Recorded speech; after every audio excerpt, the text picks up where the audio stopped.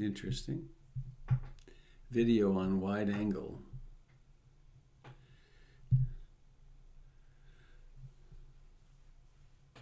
Correcting wide angle, maybe. There it is. Well, good morning, dear Dharma friends. Good morning, Mr. Dalton.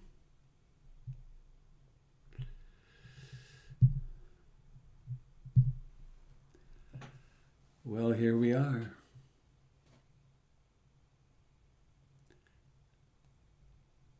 A consciousness receiving the world. Some say creating the world.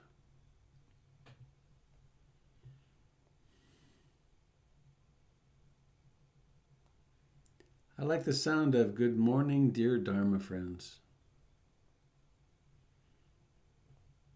What a fine habit to come and be together.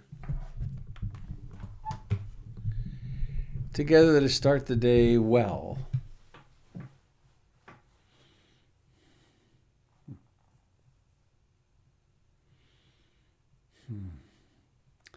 I'm Robert Beatty. This is a broadcast of the Portland Insight Meditation Community. I'm in Portland, Oregon. Still. It's a beautiful clear sky day.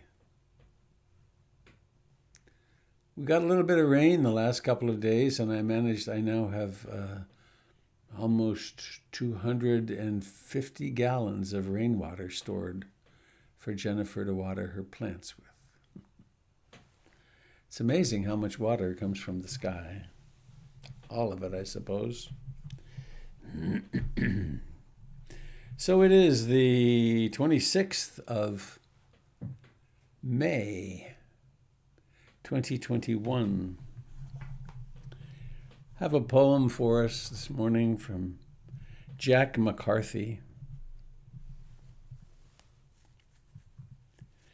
It's called The Spaces Between.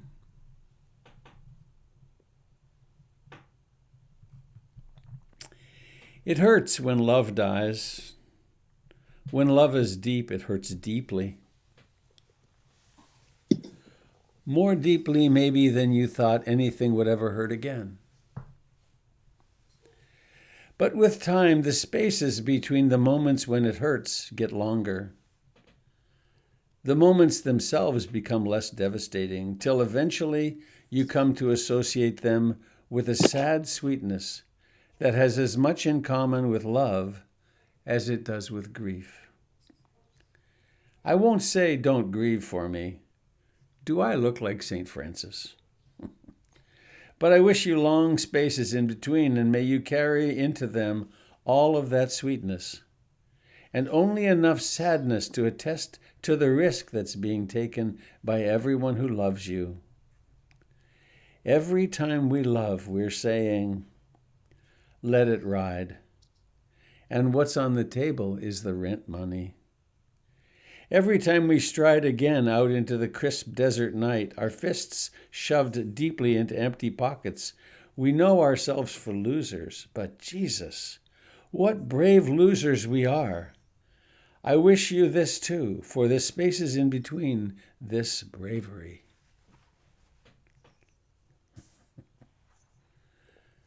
I will not say don't grieve for me.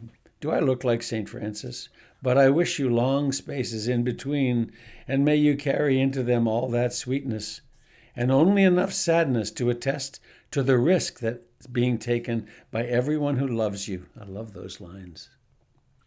Only enough sadness to attest to the risk that's being taken by everyone who loves you. Every time we love, we are saying, let it ride, and what's on the table is the rent money. And every time we stride again out into the crisp desert night, our fists shoved deep into empty pockets, we know ourselves for losers.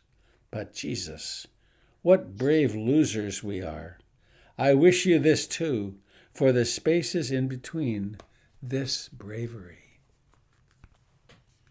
Dare we love each other?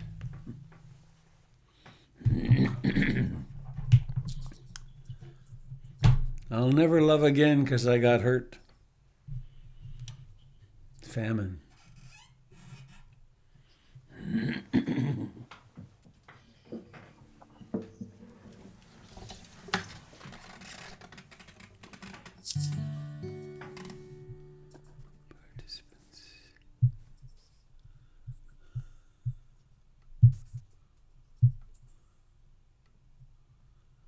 There we go.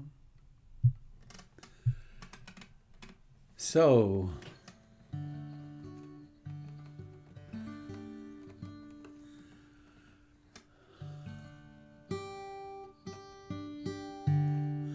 how can we possibly do this?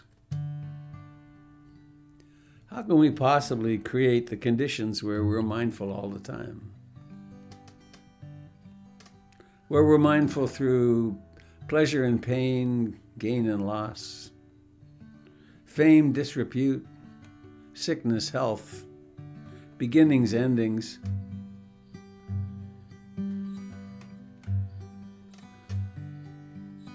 One possibility is that we take refuge in the Buddha, the Dharma, and the Sangha.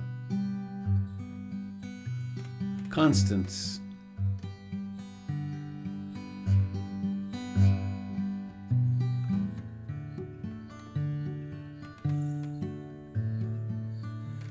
I take refuge in the Buddha, the one who shows me the way in this life. Namo Buddhaya, Namo Buddhaya, Namo Buddhaya.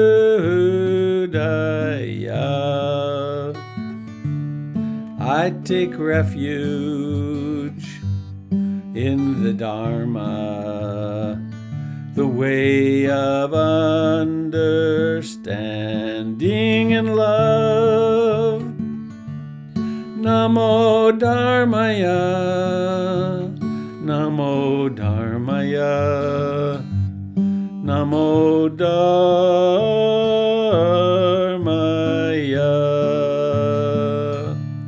I take refuge in the Sangha, the community of mindful harmony. Namo Sanghaya, Namo Sanghaya, Namo Sanghaya.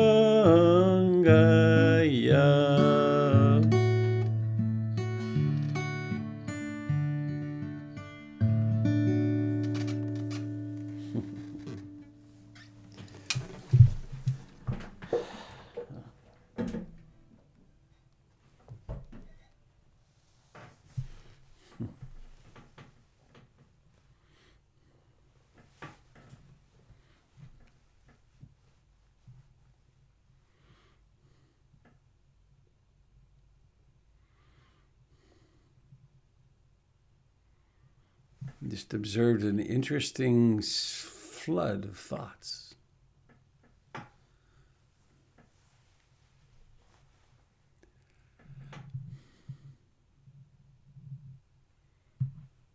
If you're going in a boat,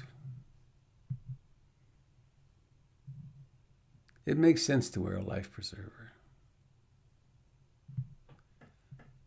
If you're going in a life, it makes sense to wear your life preserver of the Buddha, Dharma, Sangha. Because you can never know when the boat will hit something and you'll be in the water. You never know when life will throw a curve that will be pretty challenging.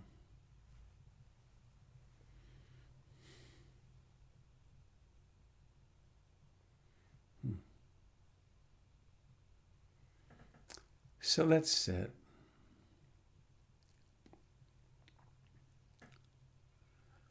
We have the opportunity to build some strength in our practice right now, some momentum,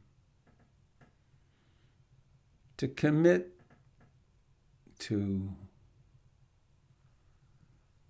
a day really a lifetime of mindfulness. I intend to wake up. I intend to stay awake through pleasure and pain, through confidence and doubt, through greed and hatred, through joy and depression, through it all.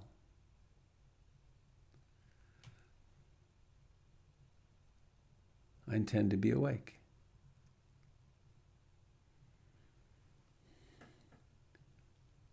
And how? Mindful of in-breathing and out-breathing.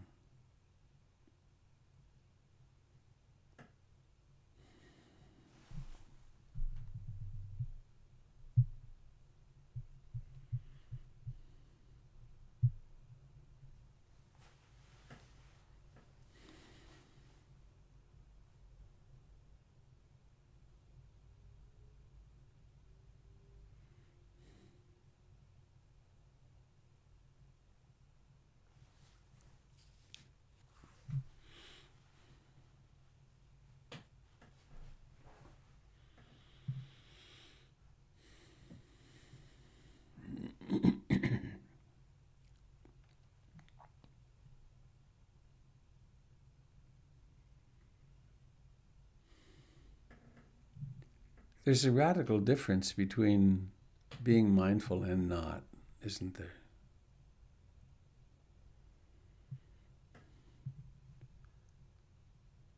The various trance states of the conditioned mind are very attractive.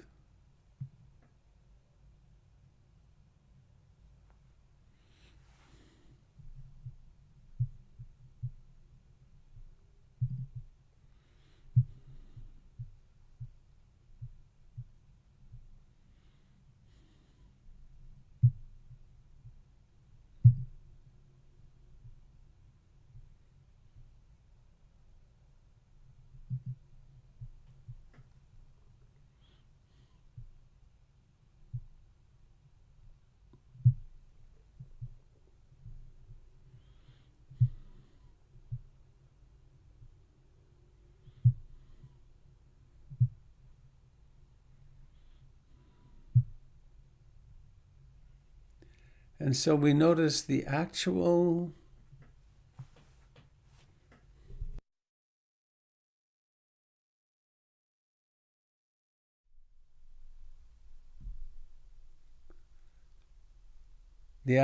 existence in this moment of breathing in and breathing out.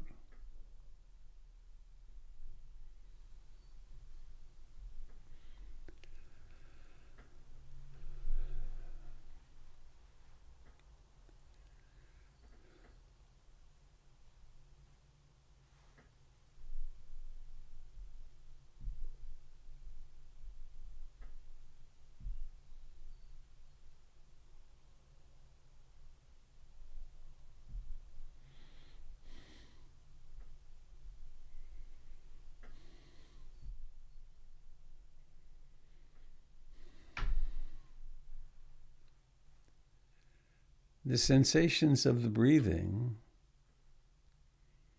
and in fact all feelings, occur only now.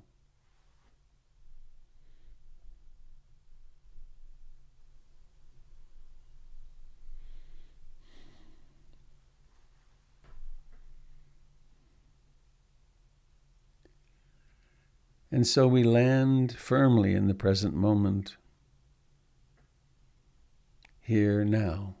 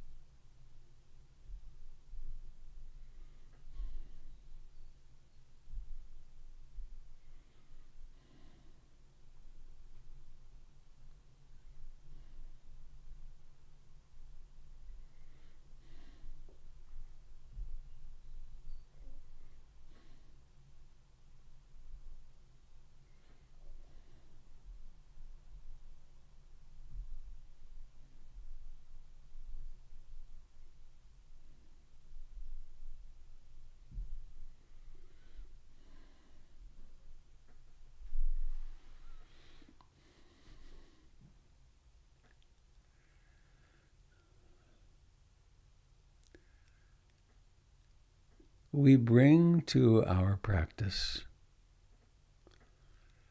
a profound, growing curiosity.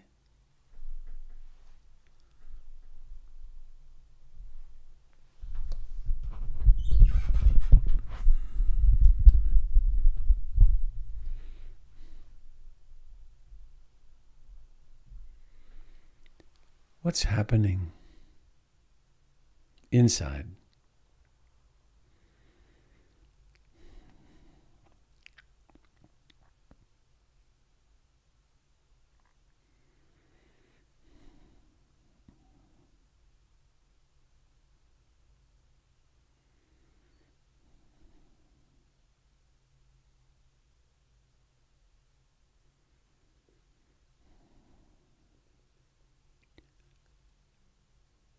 Is the mind calm and quiet?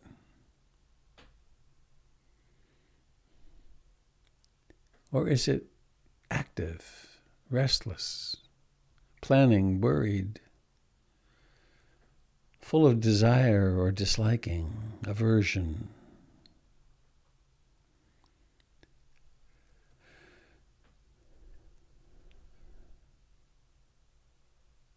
Is it obvious that there are objects arising in consciousness? Or is it kind of confusing and unclear?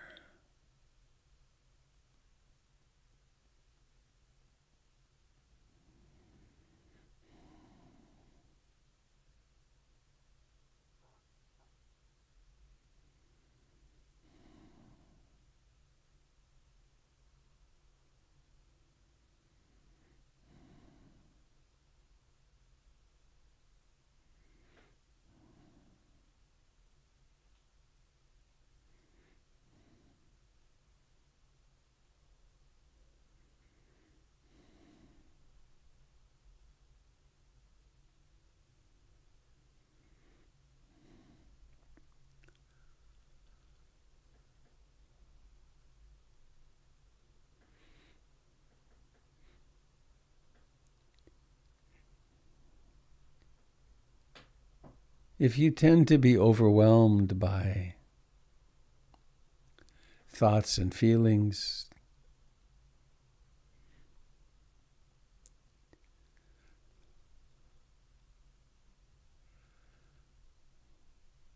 we practice with less of a question mark and more of a focus. Come home to breathing. Come home to concentration.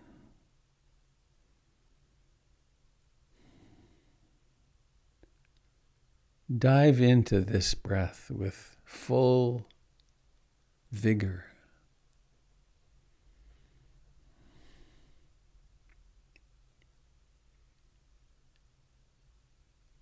It breathes in and there are sensations. It breathes out and there are sensations. Make these your home.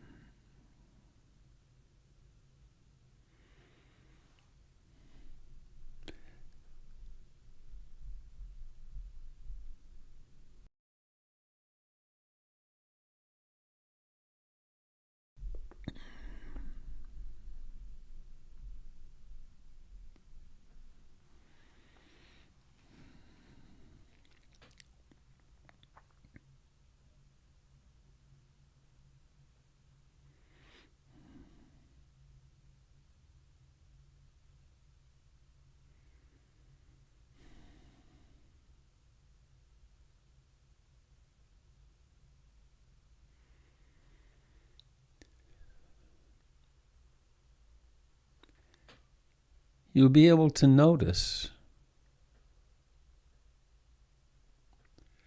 when you really embrace concentration. There is a suppression of the hindrances. This is by design.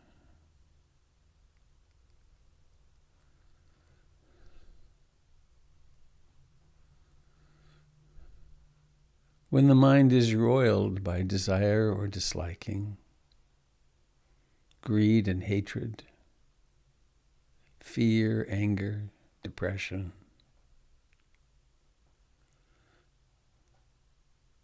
it's wise to change the channel.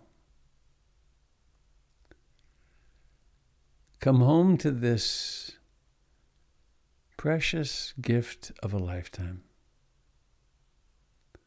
In breathing and out breathing.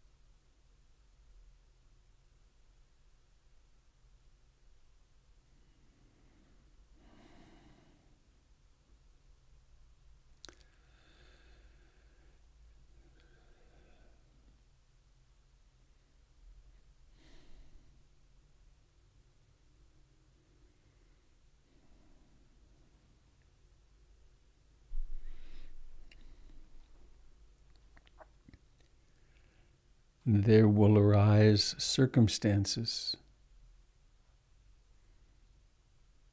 internally when the hindrances are mild or wisdom and awareness are strong, or both. And then we turn up the question mark. What's happening? Not so we can think about it, but so that it can be observed.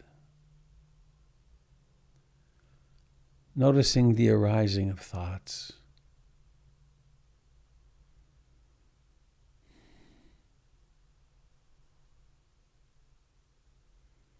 Noticing the falling into trances of past and future. And noticing waking up, realizing, oh, that is thinking.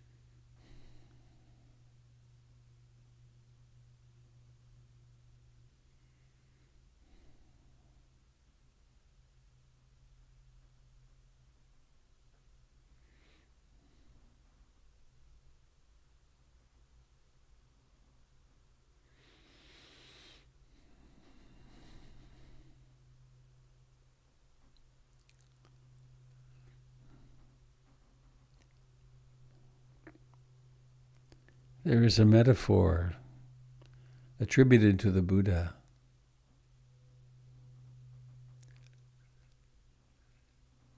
to think of oneself, one's essence in a way,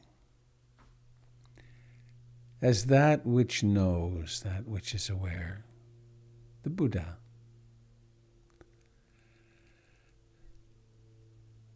And just as one could sit at the gate to a city, we could even let it be quite modern. We could sit on an overpass on Interstate 84.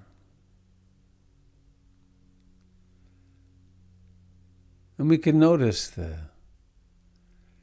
cars with people and trucks with different cargoes coming in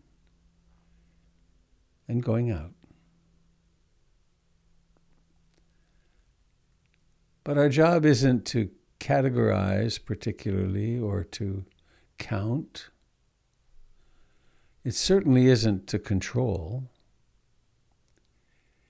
It's to watch the flow, the arising and passing away of that which is coming in and going out.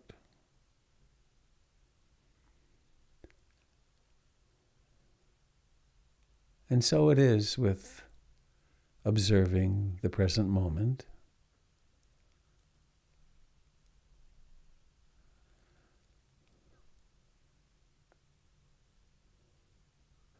We sit here now and observe the mind objectively as best we can.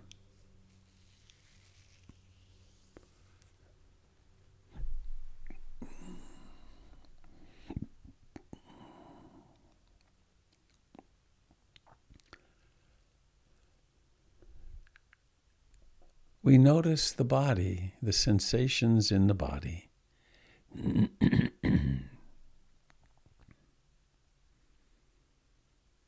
And there's so many of them. It's so vast. All the way from the feet to the hands to the buttocks,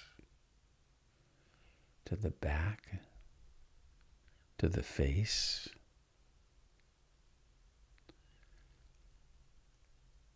Everywhere awareness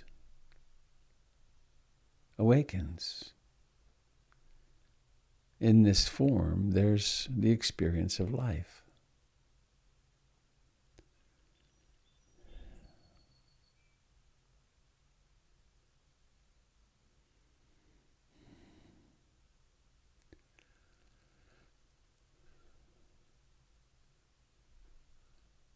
Awareness also receives thoughts, moods, beliefs,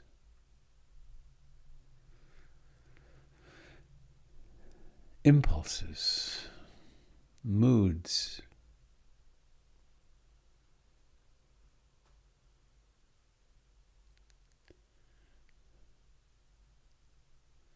With a curiosity and a willingness to allow things to be as they are, but to be present.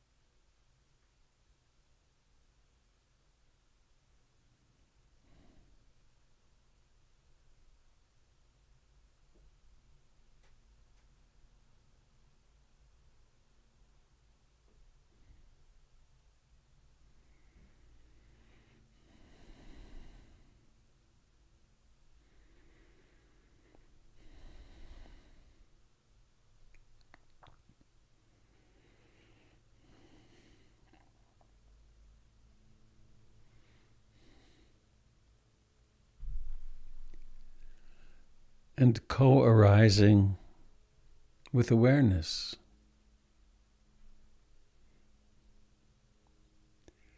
Is a loving friendliness, a patient caring,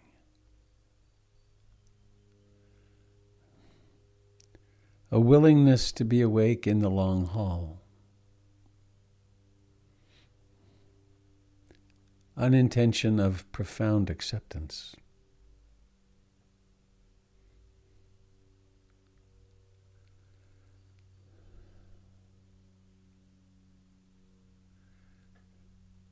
Meditation will reveal all the nooks and crannies of our personality. The brilliant parts and the shadowy parts. And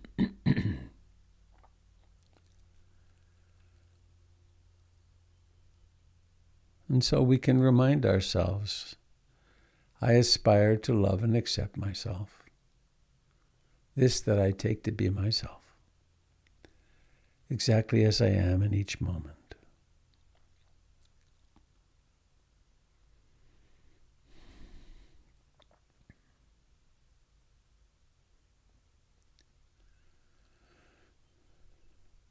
And the pendulum will, of course, swing into discomfort and pain and loss and difficult moods.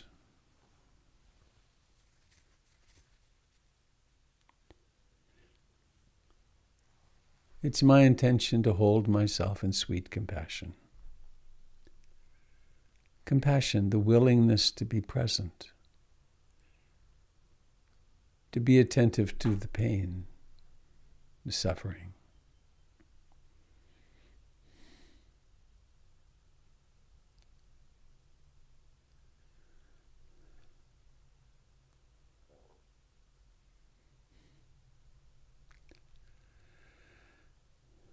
And so we cultivate concentration and mindfulness.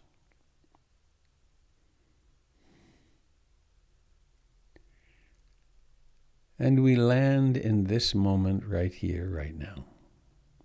However it is.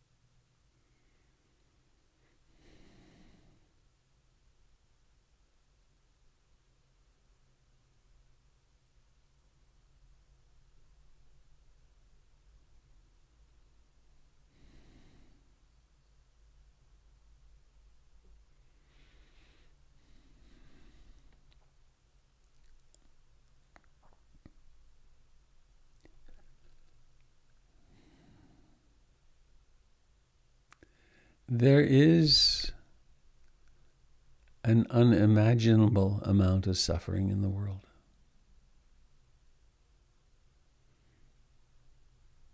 The Buddha articulated birth, sickness, old age, decay, and death.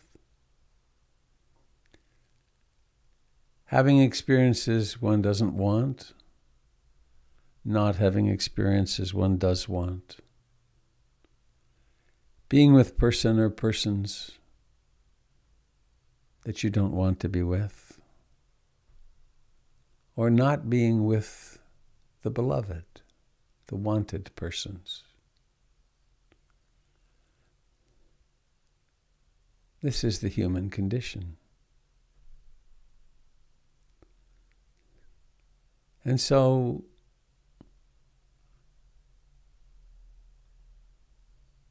we dedicate the merits of our practice to all beings, to all who take birth,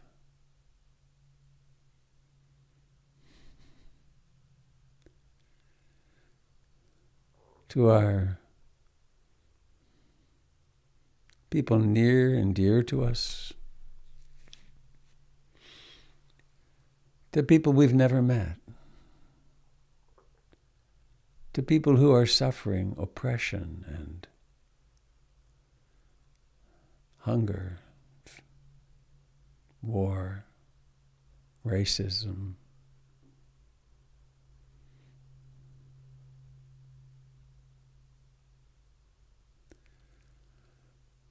To beings who have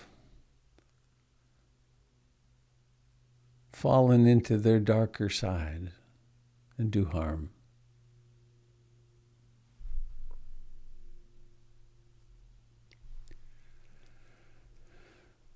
May all beings share in the merits of our practice.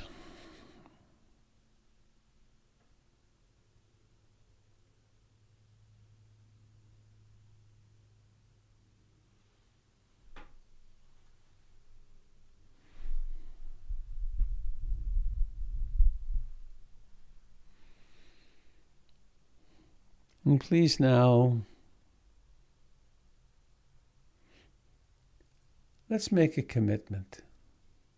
I invite you to make a commitment for today to be a day of wakefulness. There's no telling what the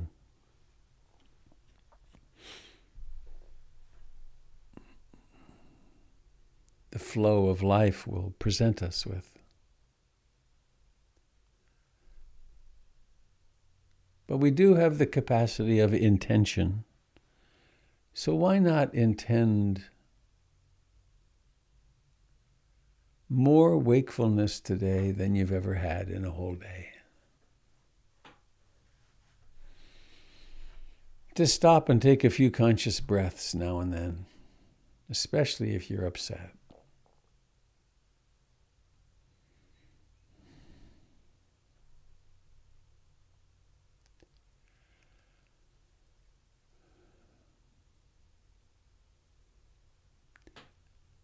And please now, bringing awareness into the buttocks,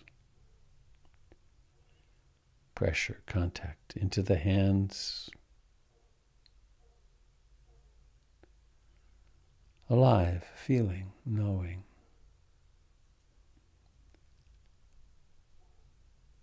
And into the face, this that we take to be our face. Lips, cheeks, eyes.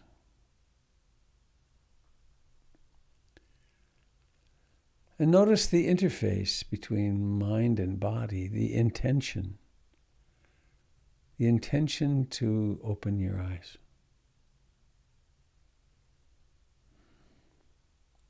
They don't open by themselves.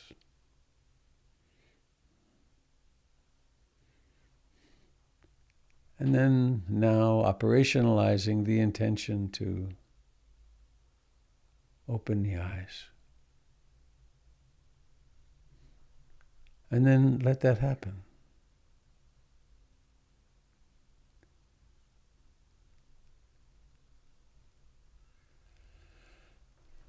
And dependent upon conditions.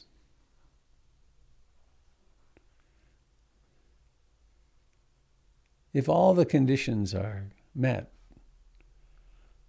an intact eye, light objects, the whole optical system working properly, and then consciousness, and then there's objects.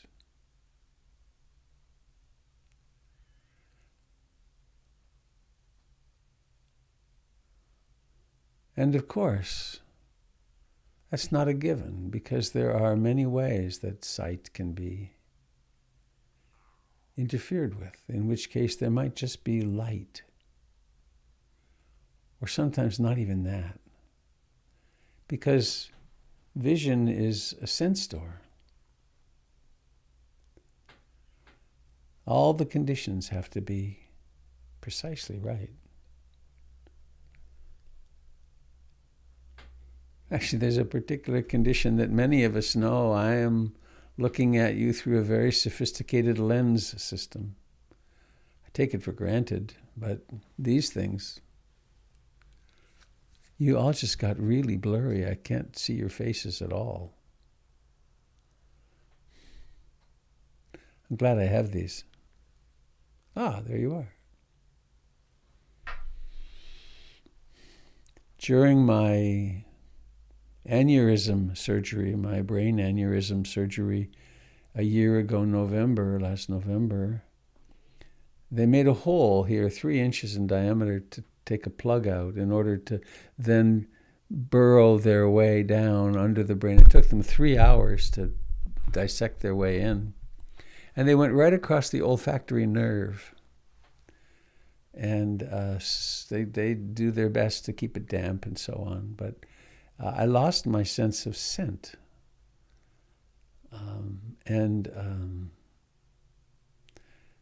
I hadn't really noticed it till the surgeon asked me in one of the follow-ups, how's your sense of smell? And I suddenly realized, whoa, it's pretty absent. And it had been fading anyway with age, but it was gone. And then, so I lived for some months, almost a year, I guess, with the experience of something like really nice dark chocolate.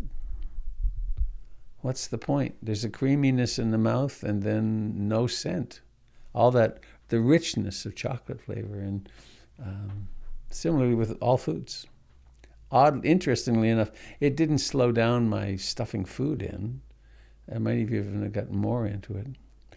But in the last 2 months, it's come back. The nerves have regenerated somehow, and feel a bit emotional as I say it. It's like it's being reborn. Scent is being reborn. What an amazing thing.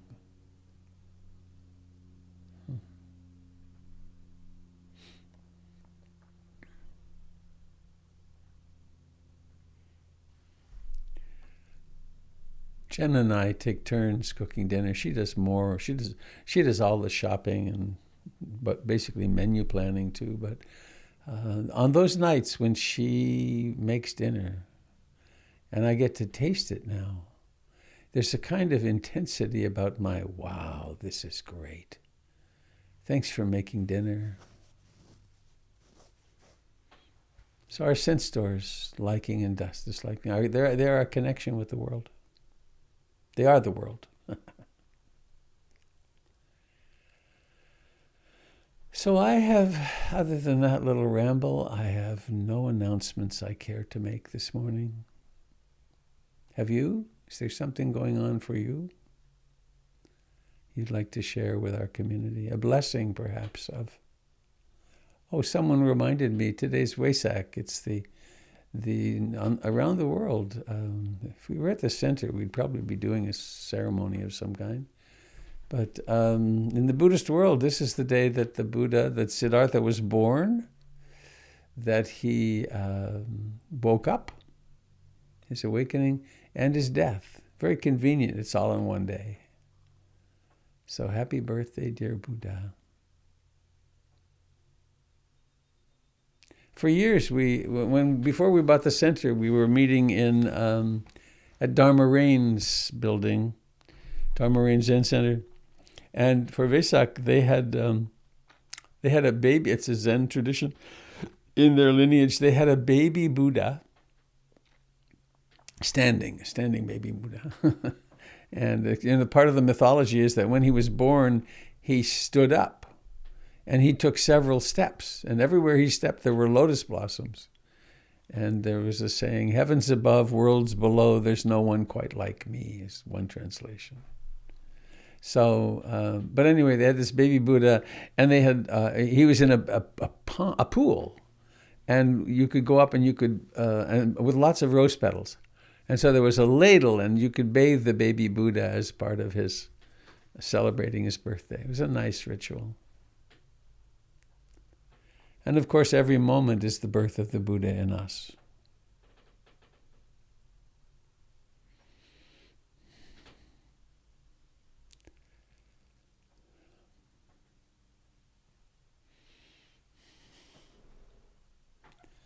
It's an exquisite day outside here. sunny. Feels better that everything's had a bit of a drink. The garden's going to go nuts.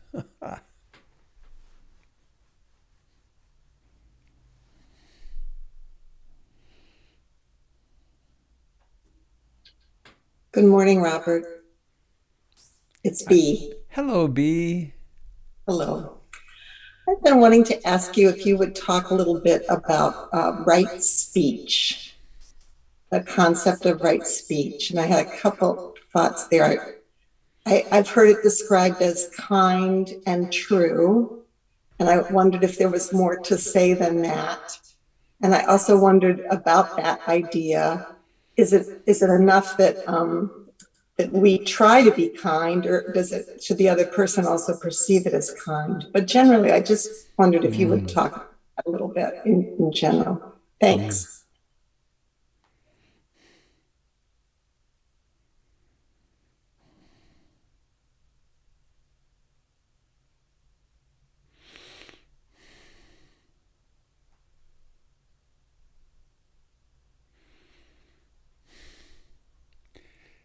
There's several prohibitions or restraints that are very useful. One is not lying, not passing on information you don't know to be true, not slandering, not speaking ill of someone, not gossiping. You can see a lot more silence coming into our lives, not gossiping, not speaking harshly. I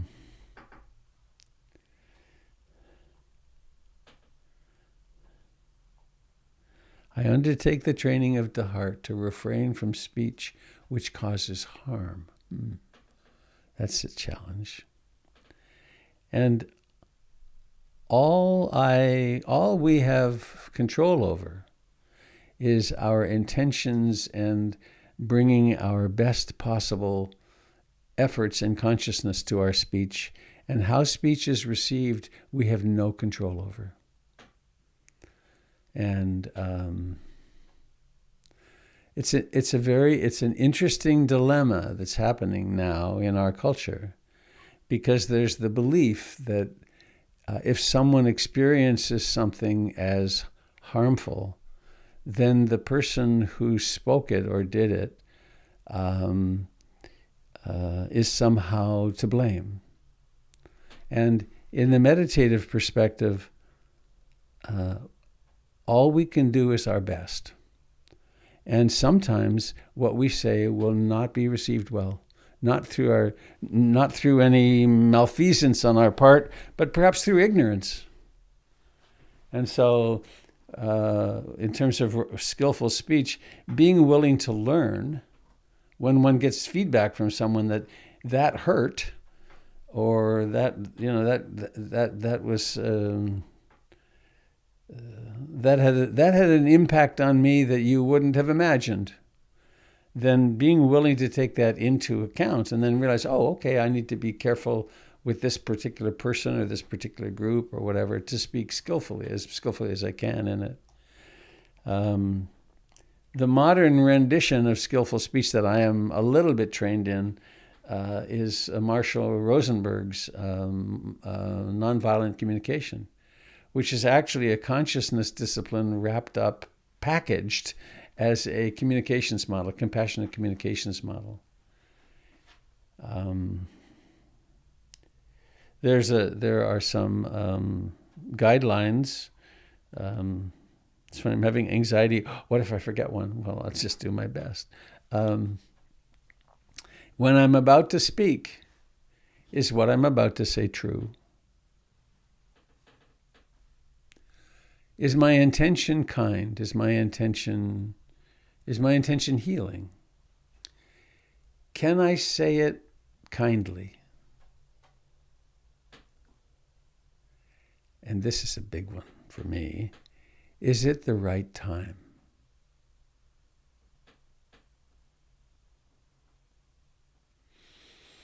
When I speak of that, I always remember a relationship or two ago, my partner was quite depressed, and it was very difficult. And I approached her on a couple of occasions and said, I really think you should try antidepressants. They really helped me. And it was met with rage. Don't tell me what to do. And unfortunately, her therapist support was anti-medication. And so I realized that what I was saying was fit all the criteria, but there was no way it could be received. And so I bided my time. And 2.5 years later, we went on Mother's Day. I took her up the gorge and we stayed in a nice hotel and everything was really sweet. And on the way home in the car, it seemed to me, this could be the right time. And with as much gentleness as I possibly could, I said, I wonder if you might consider antidepressants, because she was talking about being depressed. And that was the moment, and in it went, and she did, and it made a huge difference. It was very important. But it was a long time to wait. Not that I was waiting, all the time, but that I discovered that it was not something that could be said. And so being silent and also listening really carefully is an essential part of skillful speech. Because, and paying attention, as we're speaking, what's the impact of my speech on this person? If you see them flinching or glazing over or rolling their eyes, then that plays right into it. And into one's understanding that, oops. And also, again, earlier in my life, what one does, I did anyway, one does such insane things in life. Way back in my first marriage, it was primitive, boy, oh boy. But we were seeing therapists. I was seeing a bioenergetics therapist, and we were given permission. It was insane. We were given permission that in the therapeutic process or in meditation, maybe you'll touch into something where there's rage or where there's strong emotion, and we fell under the spell. It was the zeitgeist, the time. It was the 70s, and with tea groups and the notion, and anyway, we fell into the belief that it was okay. It was skillful, actually, to share with each other these very deep primitive feelings that had nothing to do with the other person. They're right out of our infancy and childhood. And so we would fight and scream at each other and drink wine, oddly enough. And we did so much damage. It was just not skillful. We didn't know. We actually had permission from wise people that this was a good thing to do. And we were in that period of struggle. We went to see her teacher at one point, and we described what was going on. And she shook her head. She was a Burmese woman. She shook her head and said, "You know the Dharma. Stop fighting."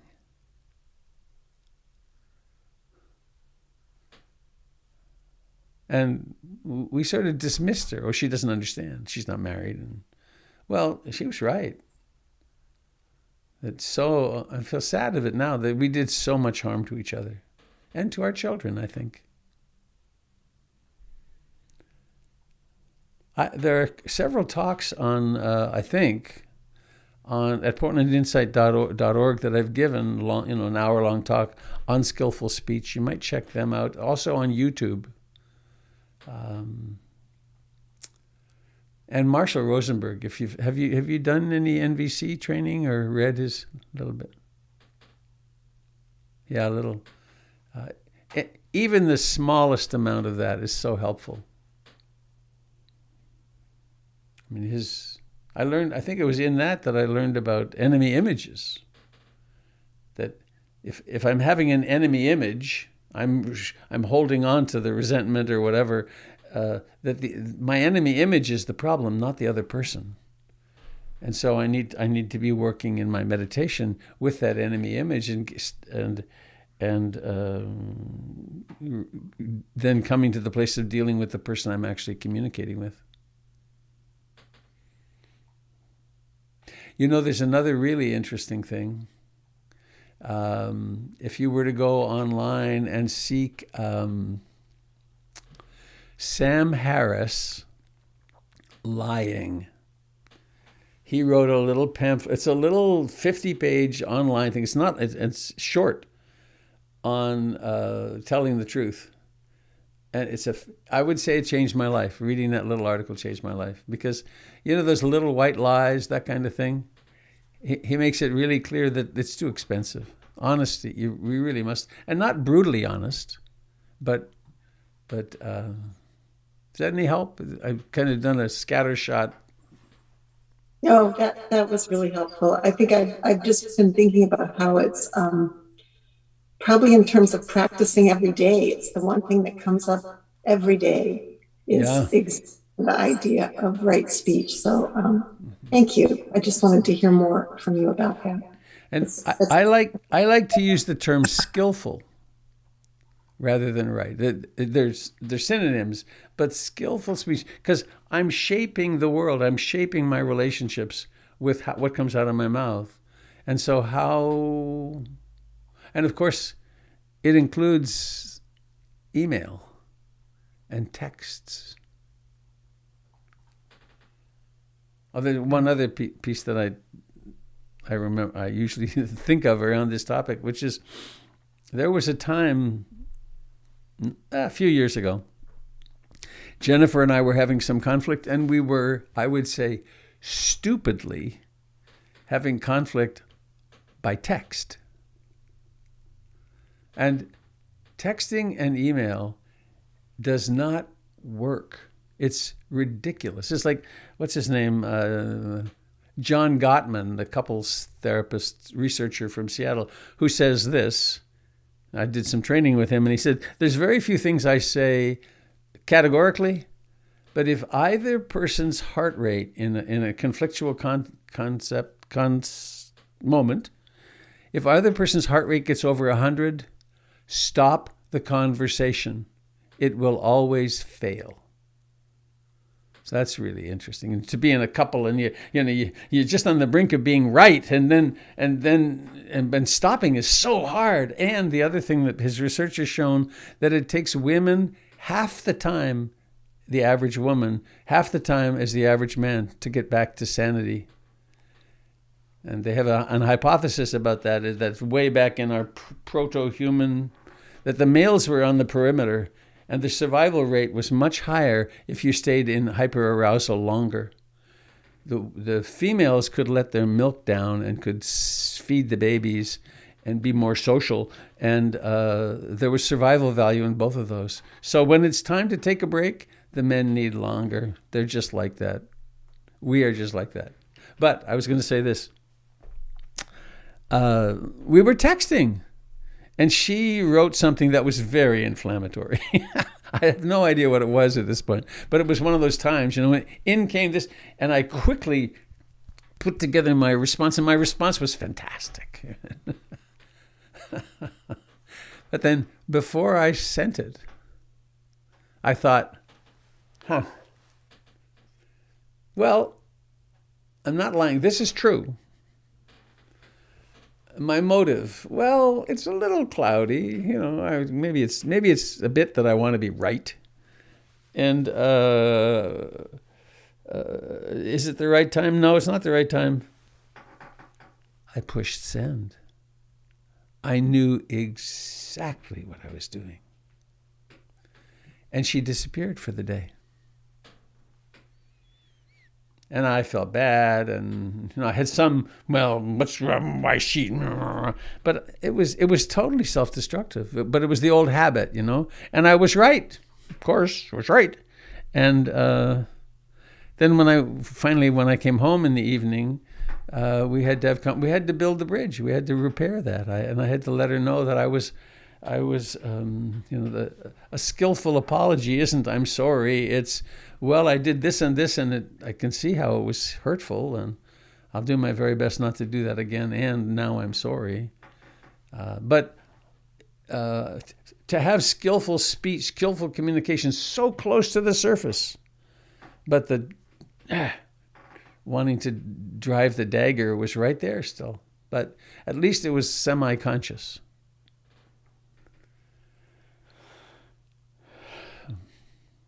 Imagine if political figures did this. Imagine if political figures even just practiced truthfulness.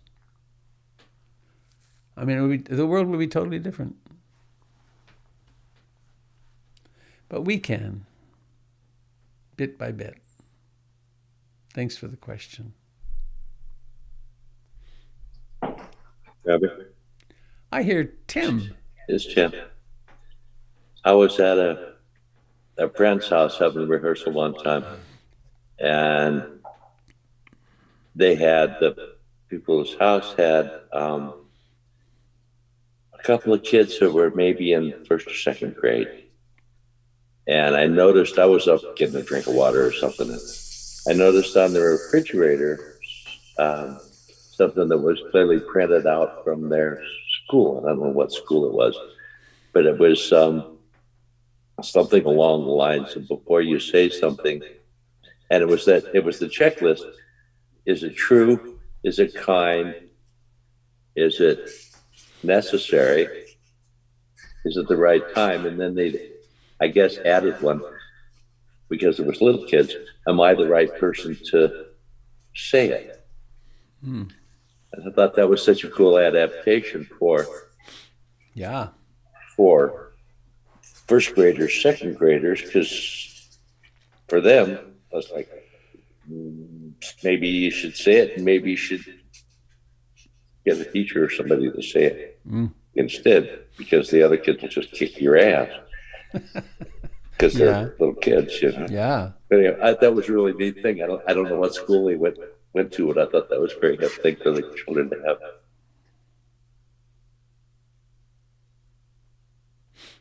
I remember at my kids' elementary school, by the counseling office, there was a really good printed poster, which was, "Sticks and stones may break my bones, but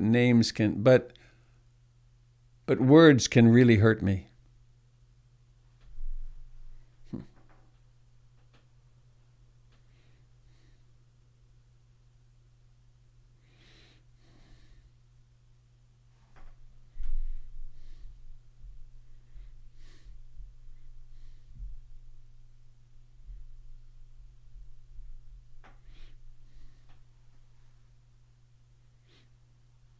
Speaking of this,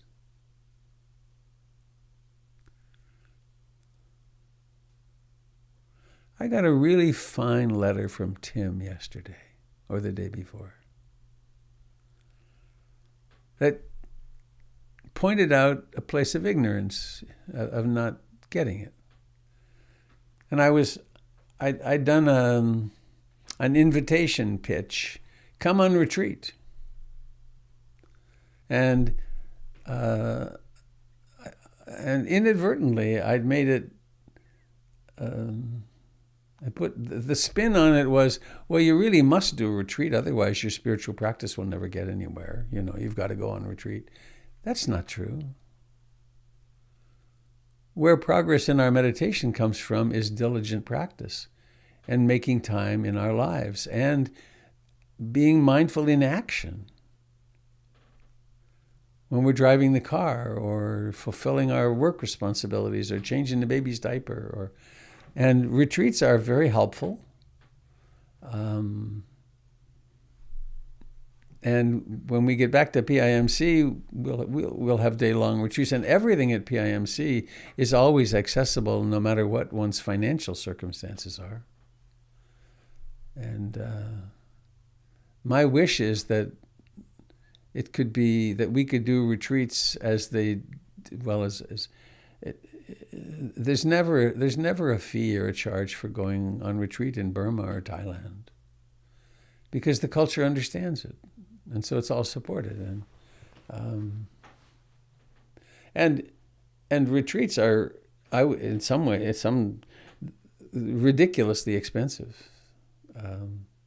To go to IMS for 3 months, now there's a long thing, is tens of thousands of dollars. They do have a strong scholarship program, but then there's lotteries for that, of course.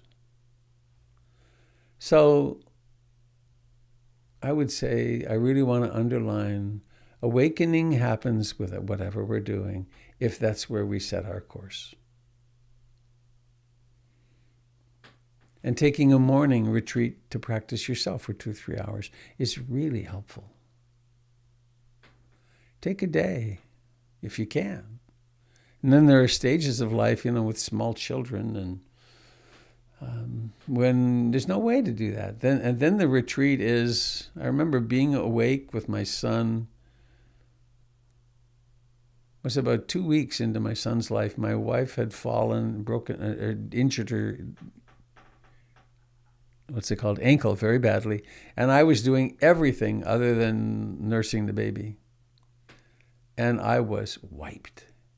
And it was about 2:00 in the morning, and I was up doing walking meditation with this screaming little monster, and who had colic. And so I'm walking him, and as long as I kept walking, he was fine. Putting him down, forget it.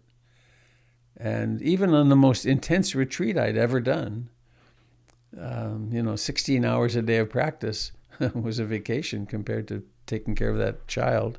And that I always had said, well, I'm too tired right now, I'm going to go sleep for a few hours. Well, with this baby, there was no way to do that. There was just keep going.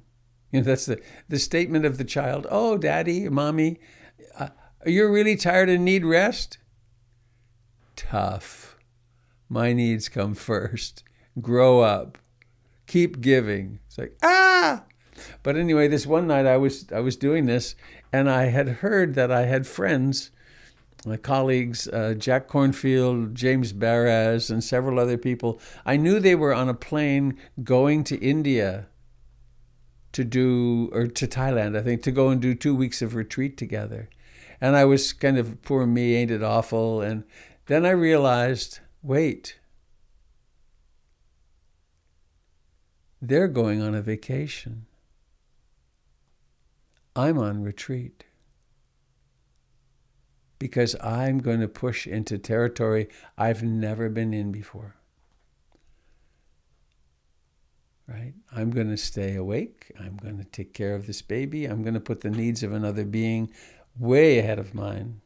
And I'm going to take care of my wife, who is an invalid and needs everything done for her. Fine practice.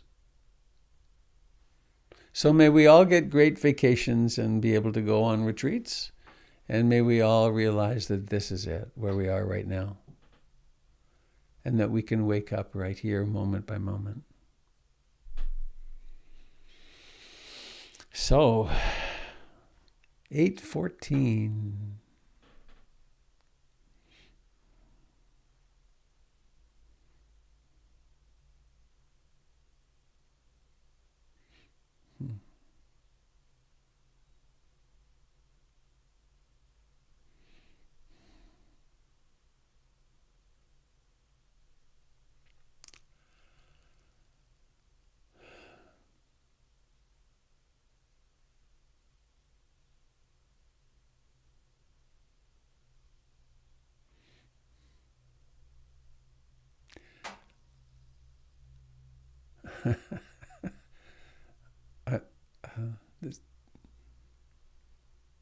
I'm having an interesting meditative moment here.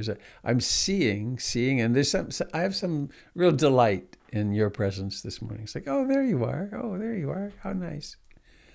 And then my eyes went up from the screen to the trees outside in the light, and the mind went right into pure delight. It's like, whoa, look at that. And then talking about it, oh, what a nice day, blah, blah, blah, blah.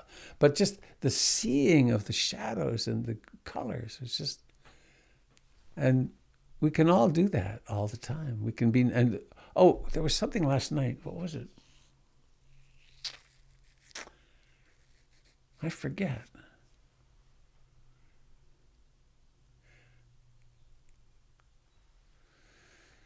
Some small thing happened, and I was in quite a spacious place, and I noticed the contraction, just 1 second to the next. How interesting we are.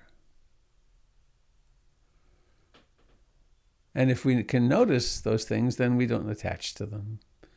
We don't create a self out of them, and then they come and go.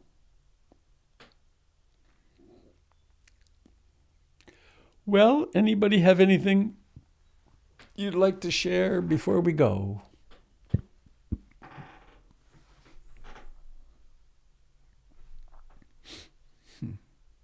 Just had another little moment of pleasure. As people leave, you get bigger.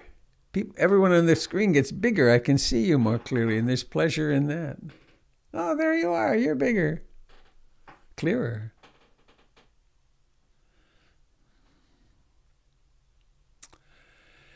All right, let's be traditional.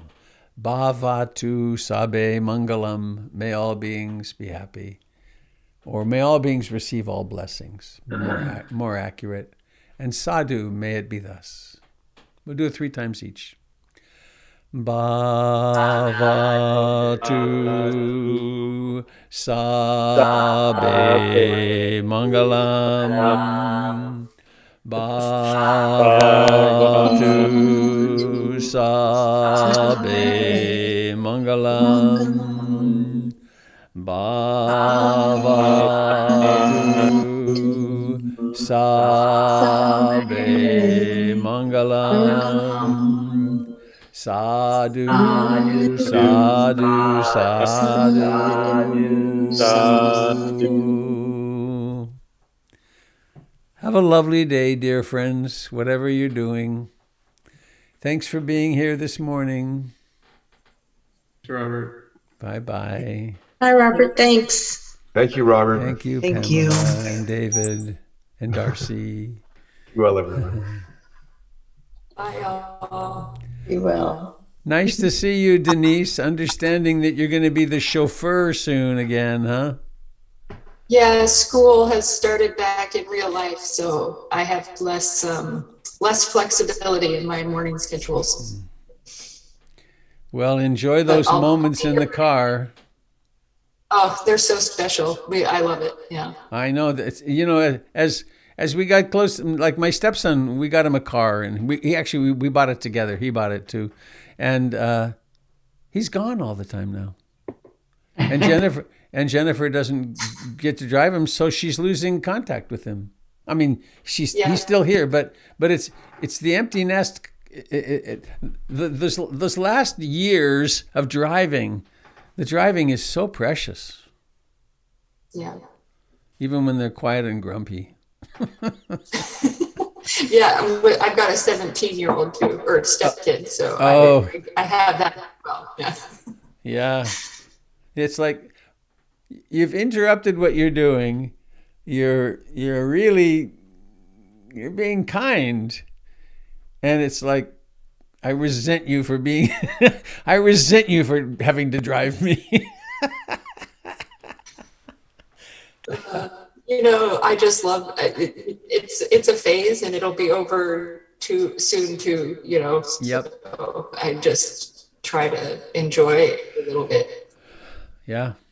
Well, and laughing at ourselves. Next week.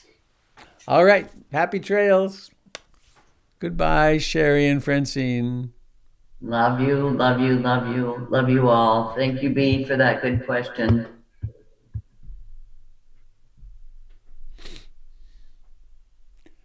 Goodbye, friends on Facebook.